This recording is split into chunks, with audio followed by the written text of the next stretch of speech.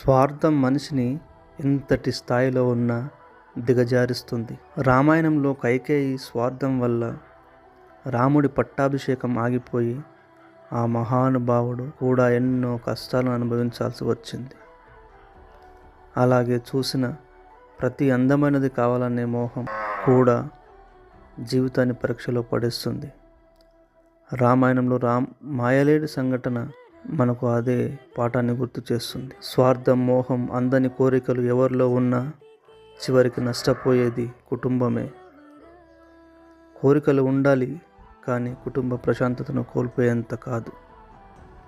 మన నిర్ణయాలు మన కుటుంబ భవిష్యత్తును నిర్ణయిస్తాయి. రామాయణం కథ కాదు, ప్రతి కుటుంబానికి ఒక జీవిత పాఠం. ఈ ఛానల్ను చూస్తున్నారు, ఆదరిస్తున్నారు, కానీ సబ్స్క్రైబ్ చేసుకోవడం లేదు. ప్లీజ్ సబ్స్క్రైబ్ చేసుకోండి.